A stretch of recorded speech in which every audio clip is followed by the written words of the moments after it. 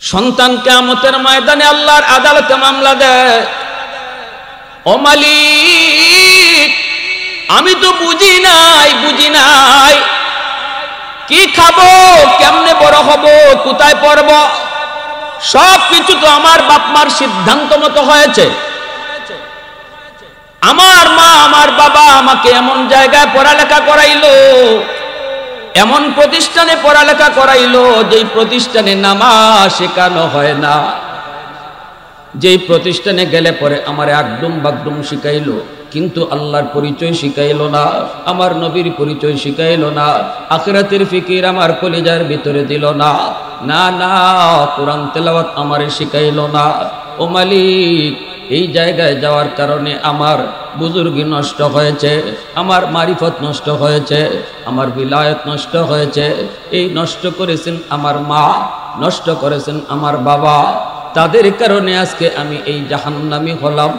আল্লাহ আমার বাপ মারে ডাকো, আমার মারে ডাকো, বাবারে ডাকো, এই বাপ মাকে আমার চেয়ে ডাবল শাস্তি দাও, ডাবল। যেই কলিজার টুকরো সন্তানের জন্য লক্ষ লক্ষ টাকা তুমি খরচ করেছ, এই সন্তান কিয়ামতের ময়দানে বহু মা বাবাকে আসামি বানায় দিবে। এজন্যই আমরা বলি 5টা বছর নুরানি মাদ্রাসায় পড়াও, শিশুকালটা তার মাদ্রাসা দিয়া শুরু করো, এরপরে তারে হাই স্কুলে দাও, এরপরে তারে কলেজে নাও, অসুবিধা নাই। কিন্তু 5 বছর যদি তার মাদ্রাসায় পড়ানো হয়, নুরানি মাদ্রাসায় যদি পড়ানো হয়, স্কুলের সমমানের অঙ্ক ইংরেজি এখন মাদ্রাসায় সিলেবাসে ঢুকানো হয়েছে। স্কুলের 1 এর অঙ্ক ইংরেজি, 2 এর অঙ্ক ইংরেজি, 3 এর অঙ্ক ইংরেজি মাদ্রাসার নুরানি বিভাগে ঢুকানো হয়েছে। শুধু আপনাদের চিন্তা করে মুসলমানের সন্তানের লেখাপড়া যেন মাদ্রাসা দিয়া হয়, মুসলমানের সন্তানের লেখাপড়া যেন মুসলমানি লইয়া হয়, মুসলমানের সন্তানের লেখাপড়া যেন আল্লাহর পরিচয় নিয়ে হয়, দিলের ভিতরে যেন আল্লাহর পরিচয় নিয়ে সে কলেজে যায়, দিলের ভিতরে নামাজ লইয়া যেন সে স্কুলে যায়, দিলের ভিতরে আমার নবীর প্রেম লইয়া যেন সে ভার্সিটিতে যায়। আওয়াজ দেয়া বলেন ঠিক কি না, আরো জোরে বলেন ঠিক কি না। প্রশংসা করব কার, দিলের ভিতরে পরিচয় ঢুকাইব কার, আরো জোরে বলেন কার। ওয়াহদত কি হিফাজত নেহি বেকুওতে বাজু, ওয়াহদত কি হিফাজত নেহি বেকুওতে বাজু, आते नहीं कुछ कामी हाक ले खुदा दाद, आते नहीं कुछ कामी हाक ले खुदा दाद। ऐ मर्द खुदा तुझको कुव्वत नहीं हासिल, जा बैठ किसी गार में अल्लाह को कर याद, जा बैठ किसी गार में अल्लाह को कर याद। ये सच है कि बातिल की तरफदार नहीं हम, गद्दार न समझो हमें गद्दार नहीं हम। फूलों की तरह नरम मिजाज अपना है नजर, हम तेरी नहीं नेज़ा व तलवार नहीं हम, हम तेरी नहीं नेज़ा व तलवार नहीं हम। মুসলমানের আওয়াজে বলেন আল্লাহু আকবার। ভাইরা বন্ধুরা জন্য বলি, যুবক সন্তানকে তুমি ডাক্তার বানাবা, ইঞ্জিন পাইলট বানাবা, আমাদের কোনো আপত্তি নেই। আমাদের কথা শুধু একটা জায়গায়, সবার আগে তারে মুসলমানের সন্তান বানাও, আগে তারে মুসলমানি শিখাও, মুসলমানি শিখায় তুমি তারে ডাক্তার বানাও, তাহলে ডাক্তার হবে, ডাকাত হবে না, ইঞ্জিনিয়ার হবে, আদর্শ মানুষ হবে, চুর হবে না। হ্যাঁ, মনের ভিতরে দিলের ভিতরে ঢুকায় দেওয়া হয়, শিশুকালেই সন্তানের কলিজায় এই থিওরিটা ঢুকায় দেওয়া হয়। এ জীবন জীবন নয়, মরণের পরের জীবনটাই হলো আসল জীবন। আমার সন্তানের কলিজার ভিতরে যখন এই স্লোগান ঢুকায় দেওয়া হবে, এই সন্তান এই কলেজে গেল, দিলের ভিতরে এই স্লোগান, ডাক্তার হলো তার দিলের ভিতরে এই স্লোগান, পাইলট হলো তার দিলের ভিতরে এই স্লোগান, এ জীবন জীবন নয়, মরণের পরের জীবনটাই হলো আসল জীবন। আর এই জীবনের প্রতিটা কাজের হিসাব একদিন আল্লাহর দরবারে পাই টু পাই দিতে হবে। এই ভয় যদি আমার সন্তানের কলিজায় থাকে রে যুবক, তাহলে সে ডাক্তার হবে, আদর্শ ডাক্তার হবে। 20,000 টাকার লোভে পড়ে নর্মাল ডেলিভারি কেসের রুগীরে সিজার করতে হবে বলবে না, ঠিক না? 20,000 টাকার লোভে পয়রা কয় সিজার করতেই হবে, নইলে বাচ্চাও মরবে, মাও মরবে। অথচ ডাক্তারে জানে এটা সিজার লাগবে না, নর্মাল পজিশনে আছে বাচ্চা, কিন্তু নর্মাল যদি হয় তাহলে বিল কম আসবে, সিজার করলে বিল বেশি আসবে। যেই ডাক্তার 20,000 টাকার লোভে পড়ে চিরদিনের জন্য একজন সুস্থ মাকে অসুস্থ করে দেয়, এই ডাক্তারকে ডাক্তার বলবেন না ডাকাত বলবেন? কালভার্ট বানাইতে গিয়া রড না দিয়া বাঁশ ঢুকায় দিছে ইঞ্জিনিয়ার, মানুষ মরলো। ওই মানুষ মরছে তো আমার কি হয়েছে, দরকার ছিল আমার টাকা পাওয়া গেছি। যেই ইঞ্জিনিয়ারের কাছে টাকার দাম আছে, মানুষের জীবনের দাম নাই। ও ইঞ্জিনিয়ার হইছে কিন্তু মানুষ হতে পারে নাই। জোরে বলেন ঠিক কিনা? এজন্যই আল্লাহ বলেছেন মানুষ বানাও, সন্তানকে আগে মানুষের বাচ্চা বানাও। আর রহমান আল্লামাল কুরআন খালাকাল ইনসান। আল্লাহ ইশারা দিলেন, হাত পা হইলে মানুষ হয় না, চোখ কান হইলে মানুষ হয় না। মুরগির বাচ্চা জন্ম নিলে মুরগি হয়, মানুষের বাচ্চা জন্ম নিলে মানুষ হয় না, তার মানুষ বানাইতে হয়। আর মানুষ বানানোর শিক্ষা হলো কোরআনের শিক্ষা, মানুষ বানানোর শিক্ষা হলো আল্লাহর পরিচয়ের শিক্ষা, মানুষ বানানোর শিক্ষা হলো আখিরাতে জবাবদিহিতার শিক্ষা। যেই মানুষের কলিজার ভিতরে আখিরাতে জবাবদিহিতার ভয় রয়েছে সেই তো মানুষ। আর নতুবা তার মানুষ কোয়া যায় না। যার জীবনে হালাল নাই হারাম নাই, যার জীবনে বৈধ নাই অবৈধ নাই, যার জীবনে জায়েজ নাই না জায়েজ নাই, যা পায় তা খায়, যা করতে মন চায় তা করে, যা দেখতে মন চায় তা দেখে, এই মানুষকে মানুষ কখনো বলা যায় না। এমন কাজ তো হাইওয়ানে করে, হাইওয়ান তো যা মন চায় তা করে, হাইওয়ান যা মন চায় তা খায়, হাইওয়ান যা মন চায় তা দেখে। মানুষ হয়ে তুমিও যদি তোমার জীবনটাকে এইভাবেই চালাও, আল্লাহ তোমাকেও মানুষ কইতে রাজি না। আল্লাহ তোমাকে বলেছেন কাল আনআম, চতুষ্পদ জন্তু, চতুষ্পদ জানোয়ার যেইভাবে চলে তুমি মানুষও তার মতোই, ঠিক কিনা? তাহলে কোরআনের শিক্ষা সন্তানকে মানুষের বাচ্চা বানায়। ডাক্তার বানাও আগে মানুষ বানাও, ইঞ্জিনিয়ার বানাও আগে মানুষের বাচ্চা বানাও। আর মানুষের বাচ্চা বানাইতে হলে তারে কোরআন শিখাইতেই হবে, কোরআনের জিন্দেগি তারে বুঝাইতেই হবে, হালাল হারাম তারে বুঝাইতেই হবে, পরকালে জবাবদিহিতার কথা কলিজায় রাখতেই হবে। যদি পরকালে জবাবদিহিতার ভয় অন্তরে না থাকে তাহলে ডাক্তার হইও সে মানুষ হবে না, ইঞ্জিনিয়ার হইও সে মানুষ হবে না। এজন্য বলি যুবক, হাতে ধরে বলি, পায়ে ধরে বলি, উলামায়ে কেরাম দেশ থেকে দেশান্তর, নদী থেকে বন্দর, রাত নয় দিন নয়, উলামায়ে কেরাম দৌড়াইতেছে শুধু একটা কথা বোঝানোর জন্য, আমার সন্তান আমি ডাক্তার বানাবো। বানাও, অন্তত 5টা বৎসর তারে মাদ্রাসায় পড়াও শিশুকালটা। মা বাবা একটু দায়িত্বশীল হও। বাবা হওয়া সহজ কিন্তু আদর্শ বাবা হওয়া কঠিন, মা হওয়া সহজ আদর্শ মা হওয়া কঠিন। ভাইরে ও ভাই, হযরত রবিয়াতুর রায় বহুত বড় একজন রাওয়ী, বহুত বড় একজন রাওয়ী, বহুত বড় একজন মুহাদ্দিস। ইনার আব্বা হযরত আব্দুর রহমান রাদিয়াল্লাহু তাআলা আনহু, ইনি চলে যাবেন কোথাও। কোথায় যাবেন? দাওয়াতের কাজে যাবেন।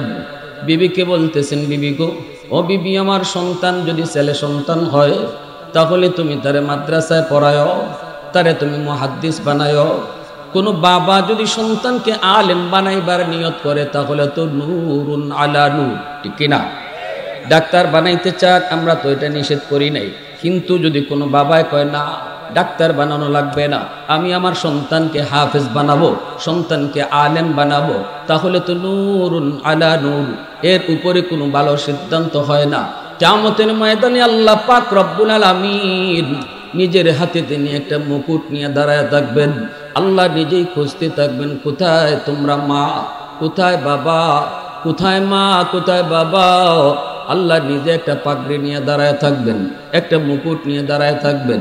নবীর বাপ মা যায় যদি কয়, আল্লাহ আমি তো অমুক নবীর আম্মা, অমুক নবীর আব্বা, আল্লাহ বলবেন আমি নবীর মা বাবাকে খুঁজি নাও।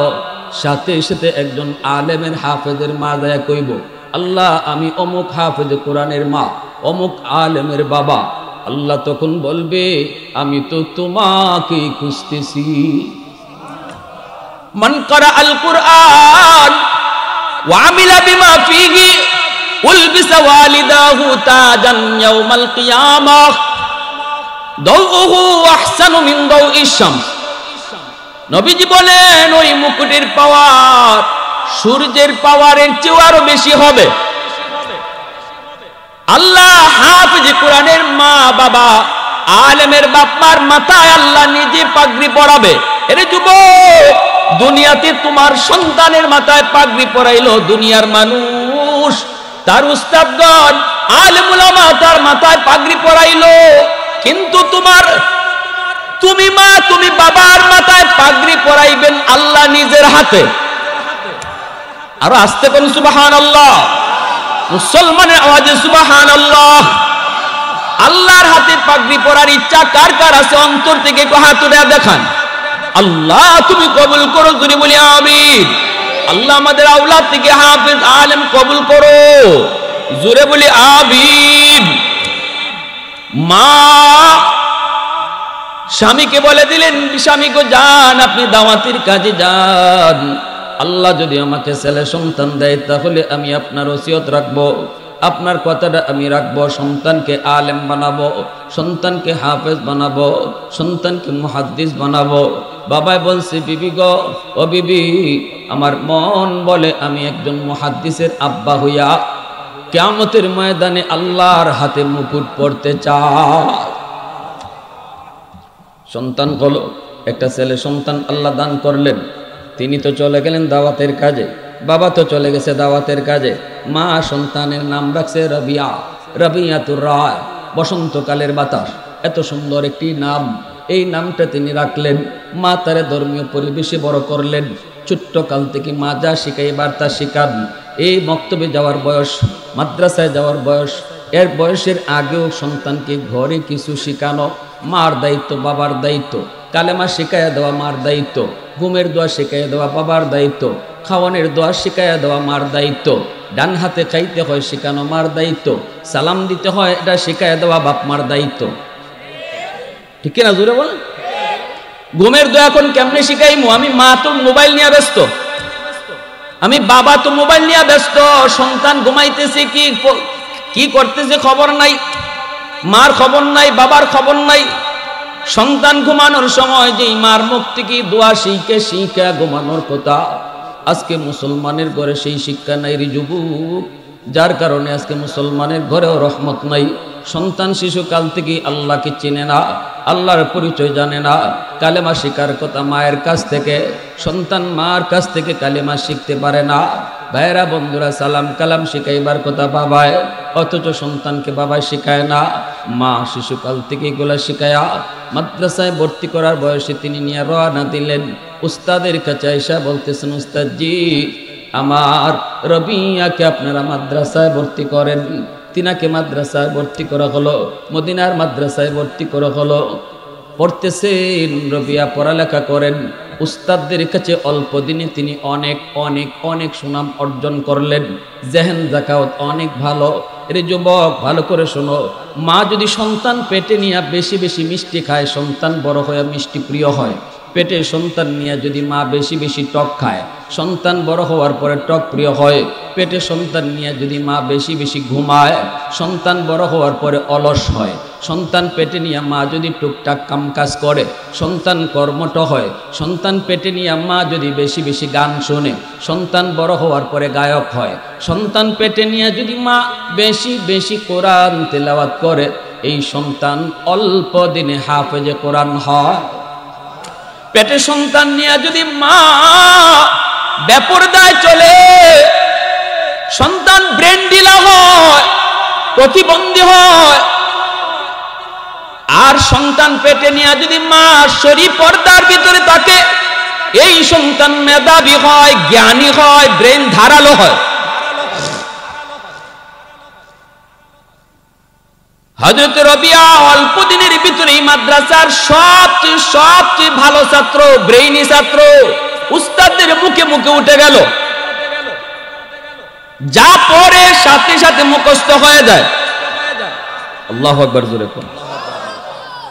অল্প দিনের ভিতরে তিনি সব কিতাবাদি মুখস্থ, পড়ালেখা শুরু হয়ে গেল। মদিনায় তার সুনাম, মাদ্রাসায় তার সুনাম বাড়তে লাগলো। উস্তাদদের পর মায়ার, আদব আখলাকও অনেক ভালো, ব্রেইনটাও অনেক ভালো। ব্রেইন তো ভালো হবেই, কারণ মা তো এমন মা না, জেনতেন মা না। শরী খাস পর্দার ভিতরে সন্তানকে পেটে রাখছে। দুধ খাওয়ানোর সময় কোরআন তেলাওয়াত কইরা কইরা সন্তানরে দুধ খাওয়াইছে। মঈনুদ্দিন চিশতির মা কয়, বাবা মঈনুদ্দিন, প্রথম দিন তোমার চেহারা দেখে 90 লক্ষ হিন্দু মুসলমান হয়ে গেছি গা, এটা তোমার ক্রেডিট না, এটা আমার মার ক্রেডিট। মঈনুদ্দিন চিশতি কয়, মা কিভাবে বুঝি নাই? চিশতির মা কয়, একদিনও তোমার অজু সারা মায়ের দুধ খাওয়াই নাই। জোরে কন্যা সুবহানাল্লাহ। আর আমি মা যদি এখন ফেটো বাচ্চা লইয়া 16 ডিসেম্বরে নাইসো যাই, হ্যাঁ, ফেটো বাচ্চা লইয়া 26শে মার্চে আমি ফুলের মালা দিতে শহীদ মিনার যাই, এই ফেট থেকে মঈনুদ্দিন চিশতি বাইরিব, আব্দুল কাদের জিলানি বাইরিব, হ্যাঁ, এশা শিকদার, ঠিক না? ভাইয়েরা বন্ধুরা, জন্য বলি, পড়তে পড়তে পড়ালেখা শেষ, মদিনার মাদ্রাসার পড়ালেখা শেষ। উস্তাদগণ আবার এই মাদ্রাসার উস্তাদ হিসাবে রবিয়াকে নিয়ে নিলেন। যেই মাদ্রাসায় পড়ালেখা করলেন, এই মাদ্রাসারই আবার হেড মুহাদ্দিস হয়ে গেলেন। হেড মুহাদ্দিস, সবচেয়ে বড় মুহাদ্দিস হয়ে গেলেন রবিয়া। 16 বছর কেটে গেল। এইদিকে বাবা যে দাওয়াতের কাজে বের হয়েছেন, আজও পর্যন্ত বাবা ফিরেন নাই।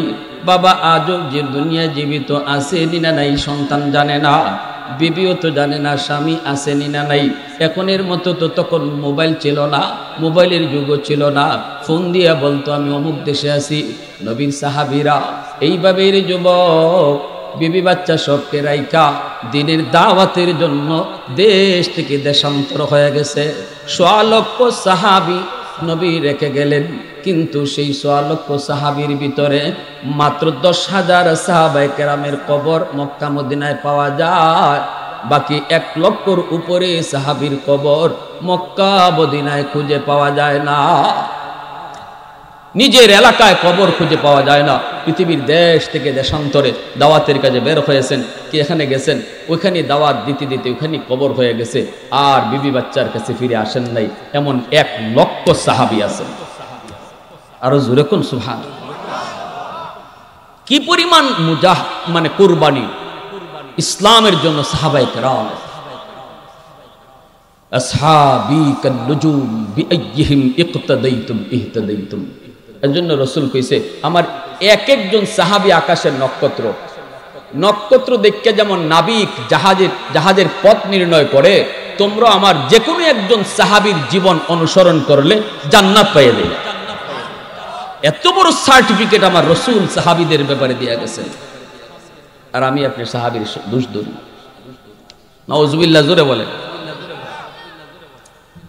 ভাইয়ের আমার, 16 বছর কেটে গেল। রবিয়া মাকে জিজ্ঞেস করে, মা আমার আব্বা কই গেলেন? বলে দাওয়াতের কাজে। ছোট্ট থেকেই রবিয়া বড় হয়েছেন, না বাবা দেখেন নাই, বাবার চেহারা কেমন রবিয়া তাও জানেন না। আব্বু ডাকির ভিতরে কত মজা, বাবা ডাকের ভিতরে কত মজা রবিয়া তা জানেন না। আমার নবীও বাবা ডাকের মধ্যে কত মজা, নবীও জানেন না। জন্মের আগেও নবীর আব্বা হারাইছেন, ঠিক কিনা জোরে বলেন। এজন্য রবিয়া শুধু মার কাছে জিজ্ঞেস করতেন, মা গো আমার আব্বার চেহারা কেমন, আমার আব্বার বডিটা কেমন ছিল, আব্বু দেখতে কেমন ছিল। এই কথাগুলা শুধু মার কাছ থেকে শুনতেন। এইভাবে রবিয়া একদিন তিনি মদিনার বহুত বড় মুহাদ্দিস, শুধু মুহাদ্দিস নন, মদিনার মসজিদের ইমাম ও মদিনার মানুষে বানায় দিছে। মসজিদ নববীর ইমাম, মদিনার মসজিদের ইমাম, যেই মসজিদে আমার নবী ইমামতি করছেন, আল্লাহু আকবার, ওই মসজিদের ইমাম রবিয়া 16 বছর পর বাবা দাওয়াতের কাজ শেষ করে তিনি মদিনায় ফিরতেছেন। এই খবর তো মারও নাই, সন্তানেরও নাই। মার কাছেই তিনি সকালে দাঁড়ায় আছেন, বিদায় নিয়ে মার কাছ থেকে মাদ্রাসায় যাবেন ক্লাস করাইতে। ইন দি মিন টাইম দেখা গেল একজন বৃদ্ধ মানুষ বাড়ির ভিতরে ঢুকে পড়ল, কোনো অনুমতি ছাড়া, কোনো কথা নাই, বার্তা নাই, ভিতরে ঢুকে পড়ল। ভিতরে ঢুকছে তো ঢুকছেই, তিনি তো ঢুকবেনই, তিনি আবার অনুমতি নেবেন কেন? তিনি তো এই বাড়ির মালিকই, ঠিক না নি? কিন্তু রবিয়া তো বাবাকে চিনেন না, চিনার কথাও না। মায়ের কাছে দাঁড়ায় আছে, আর তখনই দেখে একজন বুড়া মানুষ ঢুকিয়া গেছে, গে অনুমতি নেই, সালাম নেই, কালাম নেই। রবিয়া বলতেছে, কে গো আপনি একটু দাঁড়ান। আল্লাহু আকবার জোরে কোন। ছেলে বাবারে কইতেছে দাঁড়ান। বাবাও ছেলেকে চিনে না, ছেলেও বাবাকে চিনে না, কিন্তু মা পাশে দাঁড়ানো, মা তো চিনে ফেলছেন। ছেলে বাধা দিতেছে, কে গো আপনি কে? এইভাবে কোন মুসলমানের ঘরে ঢুকা শরীয়তের বিধান না। আপনি কেন আন্দরের ভিতরে ঢুকলেন, পর্দার ভিতরে ঢুকলেন, অনুমতি নিলেন না? দাঁড়ান। রবিয়া যত কই দাঁড়ান, তিনি ততই ভিতরে ঢুকে। ওনার কথা হইল, ওনার মনে মনে হইল, তুমি আমারে বাধা দেওয়ার কে? আমি আমার বাড়িতে ঢুকবো, তুমি আবার বাধা দেওয়ার কে? বাবা তো ঢুকতেছে, ছেলে শুধু বাধা দেয়। বাবা ঢুকতেছে, ছেলে বাধা দেয়। কেউ তো কারো কথা শুনে না, কেউ তো কারো কথা শুনে না। এইদিকে মা কিন্তু তিনি স্বামীকে চিনে ফেলছেন। মা যদি ওই অবস্থায় বলে দিত, বাবা বাধা দিও না, বাধা দিও না, ইনি তোমার আব্বা, এই কথাটা যদি মায় বলতো, তাহলে তো মামলা এখানেই শেষ। কিন্তু মা কিছু কয় না, মায় কয় দেখি কি হয়। মা কি কয়, কই পর্যন্ত যায় দেখি বিষয়টা। বাপ ঢুকতেছে আর ছেলে আটকাইতেছে, বাপও মানে না, ছেলেও মানে না। এইভাবে আইতে আইতে একবারে দাঁড়িয়ে গেছে। তখনই মায় কইতেছে, বাবা রবিয়া, ছেলেরে, ও বাবা, মুরব্বী মানুষ ঢুকা পড়ছে যখন, আর বাধা দিও না। দেখেন কি কইতেছে, তোমার ক্লাসের টাইম হয়ে গেছে, তুমি ক্লাসে চলে যাও। হযরত রবিয়ার মাথায় যেন আসমান ভাঙা পড়ল। ঘটনা কি, আমার আম্মা তো জীবনে কোনোদিন পর্দা লঙ্ঘন করেন নাই। পরপুরুষের সামনে তো আম্মা কোনোদিন যান না। আজকে একজন পরপুরুষ ঘরের ভিতরে ঢুকতেছে, অথচ আম্মা আমাকে বাধা দেয়, আম্মা আমাকে পাঠায় দেয়, ওনাকে বাধা দিলেন না। হ্যাঁ, কি হলো, কি হলো, কি হলো? কিন্তু তিনি তো মা ভক্ত সন্তান, মা যা বলে তাই করে, মার কথা জীবনে কোনোদিন অমান্য করেন নাই। যেই সন্তান মা ভক্ত হয়, যেই সন্তান বাবা ভক্ত হয়, এই সন্তানের জিন্দিগিতে আল্লাহ বরকত দিয়া দেয়। লেখাপড়ায় বরকত দেয়, কর্মস্থলে আল্লাহ বরকত দেয়, ব্যবসায় বরকত দেয়, রিজিকের ভিতরে আল্লাহ বরকত দেয়, হায়াতের ভিতরে আল্লাহ বরকত বাড়ায় দেয়। একটু জোরে কন্যা সুবহানাল্লাহ। হাকিমুল উম্মত মুজাদ্দিদ মিল্লাত আশরাফ আলী থানভী রাহমাতুল্লাহ আলাইহি বলেছেন, যেই সন্তান মা ভক্ত হয়, বাবা ভক্ত হয়, তাকে আল্লাহ 5টা পুরস্কার দেয়। এর ভিতরে উল্লেখযোগ্য একটা পুরস্কার হলো আল্লাহ পাক হায়াতের ভিতরে বরকত বাড়ায়, রুজির ভিতরেও আল্লাহ বরকত বাড়ায়। রবিয়া তিনি তো মা ভক্ত সন্তান। মা বলেছে, বাবা চলে যাও, দেরি করো না, ক্লাসের টাইম হয়ে গেছে। রবিয়া তো আর দেরি করেন নাই, মাথাটা নিচের দিকে দিয়া মদিনার মাদ্রাসার দিকে রওনা। চলে যাইতেছেন, কিন্তু মাথার মধ্যে বিশাল প্রশ্ন, মাথার মধ্যে বিশাল এক বোঝা। কে সেই বৃদ্ধ মানুষ যাকে আমার আম্মা বাধা দিলেন না? হায়, কে সে? আমি তো এখনো চিনলাম না। জীবনে কোনোদিন মাকে পর্দার বাহিরে দেখি নাই, পর পুরুষের সামনে মাকে দেখি নাই। এই শত শত প্রশ্ন মাথায় নিয়ে রবিয়া মদিনার মাদ্রাসার দিকে তিনি রওনা দিয়ে দিলেন। এর যুবক আইসে তিনি ক্লাসে বসলেন, ক্লাসে বসে পড়ানো শুরু করে দিলেন। এইদিকে দেখা যায় হযরত আব্দুর রহমান, তিনি তো বিবির কাছে যাইয়েই তিনি প্রশ্ন করলেন। প্রথম প্রশ্নটাই করলেন, বিবি গো, ও বিবি, তোমার পাশে এত বড় জোয়ান ছেলে কোত্থেকে আসলো? তুমি তো জীবনে কোনোদিন পর্দা ভাঙ্গো না। হইছে নি কাম? বিবি কয়, প্রশ্নের জবাব দিমু পরে, আগে আপনি কোন, আপনি 3টে সুন্নত কেন লঙ্ঘন করলেন? 3টে সুন্নত ভাঙছেন আপনি।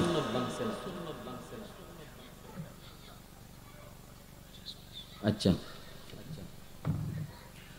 1 নম্বর হলো, লম্বা কোন সফর থেকে আসলে পরে রসুলের সুন্নত সরাসরি বাড়িতে ঢুকতে নাই, পাশের মসজিদে অবস্থান করা। জানেন না আপনারা?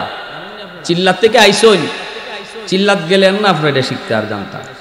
চিল্লাত গেলে চিল্লাত থেকে আইবার সময় বাড়ির, তখন কিন্তু আমির সাহেব কইয়ে দিব ডাইরেক্ট বাড়ির যাওয়া নিষেধ। এলাকার মসজিদে গিয়ে অবস্থান নিবা, মসজিদ থেকে বাড়ির খবর ফাটাইতা আমি আইছি, তখন আপনার বিবি সাহেব আপনার জন্য প্রস্তুতি নিয়ে থাকবে।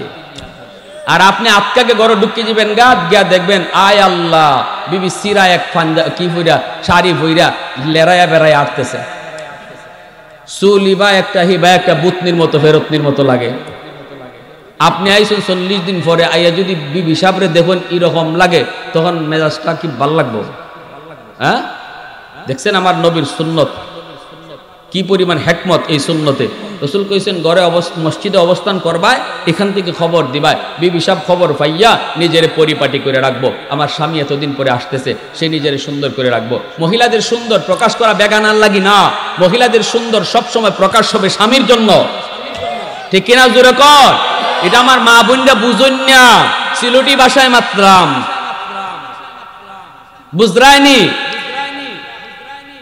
এটা আমার মা বোনরা বুঝুন না, না বুঝার কারণে জামাইয়ের চোখ ইবাই হিবায় যায়।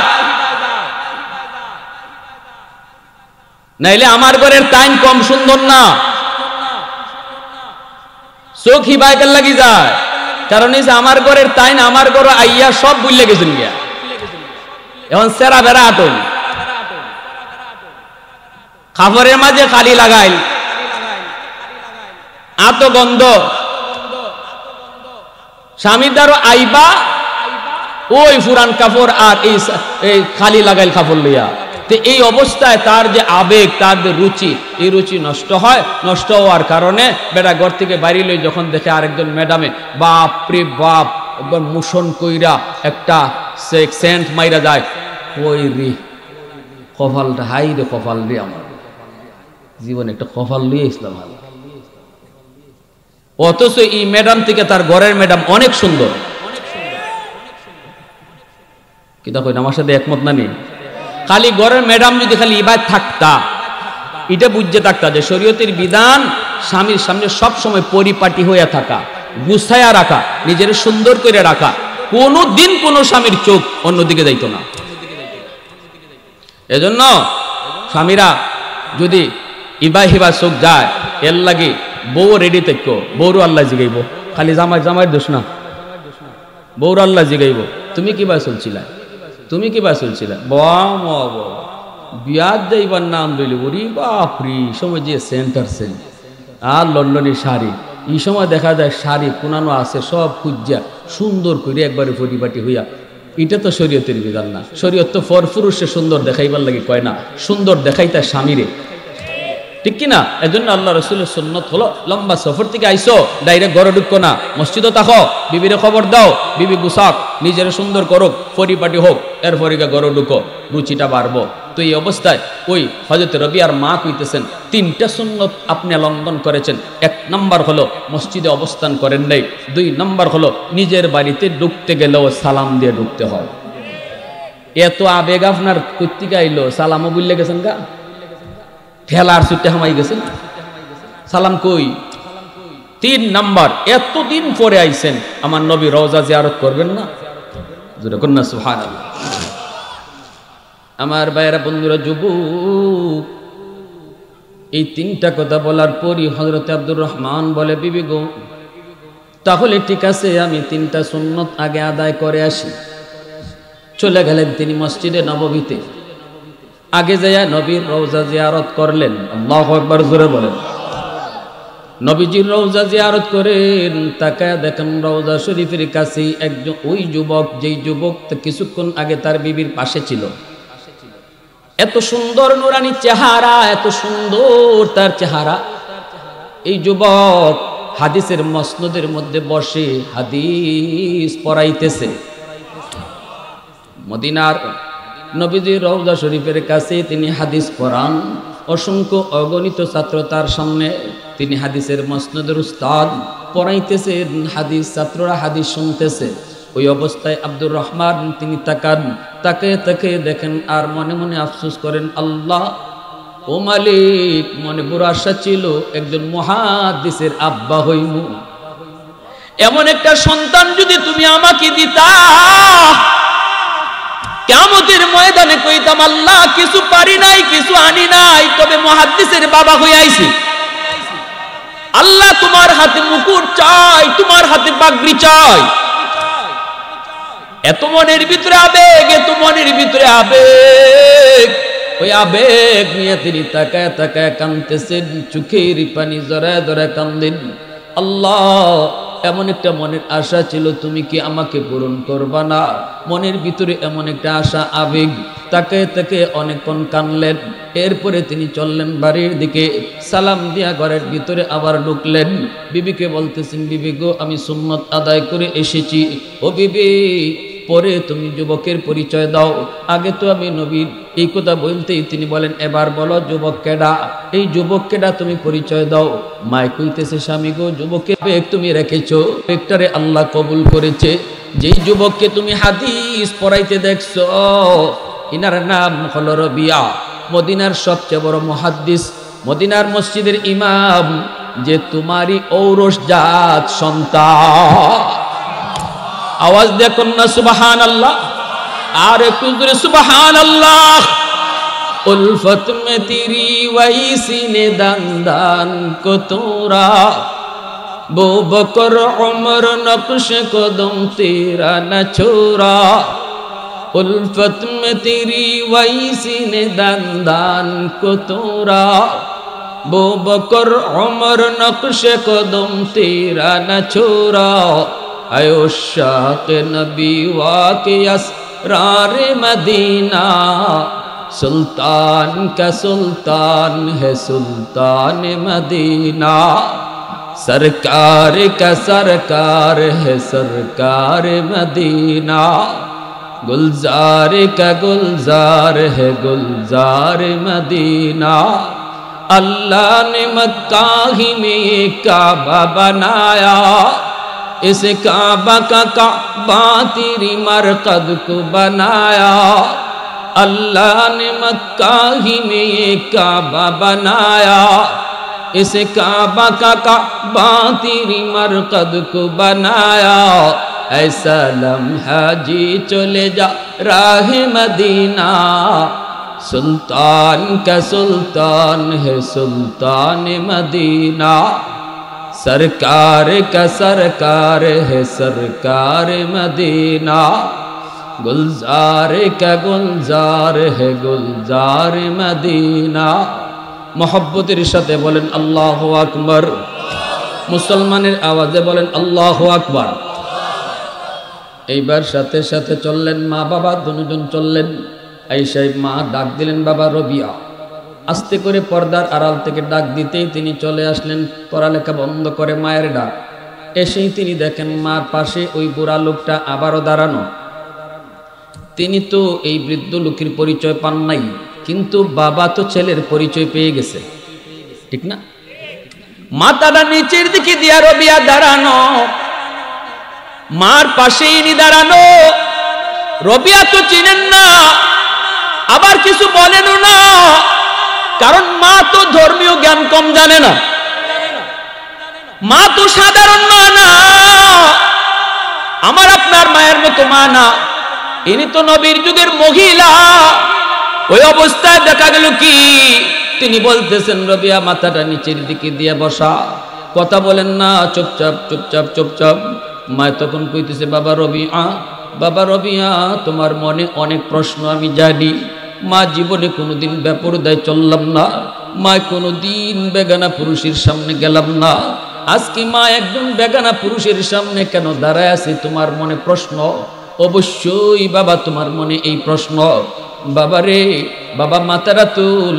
ছোট্ট কাল থেকে যেই বাবার কথা তুমি বারবার জিজ্ঞেস করতে, আম্মু আমার আব্বুর চেহারা কেমন, আমার আব্বুর বডিটা কেমন, আমার আব্বুরে দেখতে কেমন লাগতো, কতগুলি প্রশ্ন তুমি করতে, আমি মা সঠিক জবাব দিতে পারতাম না। আজকে মায়ের পাশে যিনি দাঁড়ানো, ইনি আর কেউ নন, ইনি আর কেউ নন, ইনি তোমার বাবা আব্দুর রহমান, যিনি 16 বছর আগে দাওয়াতের কাজে বের হয়েছিলেন। বাবা ছেলে নিজে দুজনে কুলাকুলি, বাবাও কান্দে ছেলেও কান্দে।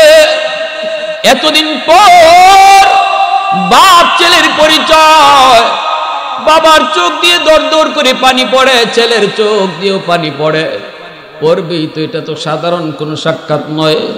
ছেলে কান্দে আর কই, আব্বা আমি মনে মনে ভাবছিলাম জীবনে আর কোনোদিন আব্বারে দেখব না। দুজন কান্দে, কপালে চুমু খায়, এরপরে পরিচয় নিয়ে বাড়ির দিকে রওনা দেয়। বাবা কয়, বাজান তুমি আগে হাঁটো। রবিয়া কয়, না আব্বা আপনি আগে যান, আমরা পিছনে যাই। বাবা কয়, না বাজান তুমি আগে যাও, তুমি বড়, আমরা ছোট, তোমার পিছনে যাই। ছেলে কয়, না আব্বা আপনি তো আমার আব্বা, আপনি বড়, আপনি আগে যান, আমরা পিছনে হাঁটবো। কিন্তু বাবাই কয়, না তুমি বড়। এখন তো লাগছে আরেক জটিল। বাপে কয় ছেলেরে বলো, ছেলে কয় বাপ বড়। কে বড়? কেউ তো আগে যায় না। মাদ্রাসায় আদব শিখায়, ঠিক কিনা জুড়ে বলে। আমাদের মাদ্রাসার ছাত্ররা উস্তাদদের জুতা বাইল করে দেয়, ছেলে যায় না। তখন ছেলে কইতেছে, আম্মা তুমি কও কে বড়। মারে কইতেছে, মা সিদ্ধান্ত দিত। মা কয়, বাজার আমি যদি রায় দেই তাহলে আমার রায় হলো তুমি বড়, আমরা বাপ মা ছোট। হযরত রবিয়া কয়, মা কেমনে বুঝায় দাও। মা কয়, বাবা দুনিয়াতেও তুমি আগে, তোমার বাবা তোমার পিছনে, কারণ তুমি মসজিদে নববীর ইমাম আর তোমার বাবা হলো মুক্তাদি। ছেলে যদি ইমাম হয়, বাবা যদি মুক্তাদি হয়, ছেলের পিছনেই দাঁড়াইতে হয়। আওয়াজ দিয়া বলো ঠিক কিনা? দুনিয়া তো আল্লাহ তোমাকে আগে রাখছে, হাসরের ময়দানে আল্লাহ বলবে, কোথায় আমার নবীর ওয়ারিস উলামায়ে কেরাম, যাও তোমরা আগে যাও, পিছনে তোমাদের বাপ মা হাঁটবে। আল্লাহু আকবার জোরে করো। হাসরের ময়দানেও তুমি আগে হাঁটবে, আমরা তোমার পিছনে হাঁটবো। দুনিয়াতেও তুমি ইমাম হয়ে আগে, বাবা পিছনে, অতএব আজকেও তুমি আগে হাঁটবা, আমরা পিছনে হাঁটবো। আওয়াজ দিয়ে কন্যা সুবহানাল্লাহ। এই আদব শেখায়, এই আখলাক শেখায় নবীর ওয়ারিস উলামায়ে কেরামদেরকে। কারণ এই মাদ্রাসায় কোনো নেতার আদর্শ শেখানো হয় না, নেত্রীর আদর্শ শেখানো হয় না, আমার নবীর আদর্শ শেখানো হয়। নবীর আদর্শ হলো খুলুকে আযীম, এজন্য উলামায়ে কেরাম নবীর খুলুকে আযীমের ওয়ারিস। আল্লাহু আকবার, আল্লাহু আকবার। তাহলে এমন একটা সন্তান আল্লাহ আমাকে আপনাকেও দেও। কার কার নিয়ত আছে একটু দিল থেকে হাতটা উঠে দেখান তো। যারা বিয়া করছো না এরাও তুলো, নিয়ত করো আল্লাহ বিয়াও করতাম, করাইয়া দিবাই, আর সন্তানরও আলেম বানাইতাম, হাফেজ বানাইতাম। সবাই কও না আমিন, আরো জোরে কও না আমিন। আল্লাহ কবুল করো, মঞ্জুর করো। ওয়া আখির দাওয়ানা আলহামদুলিল্লাহ। কেউ উঠবেন না আমার ভাই, শুনেন।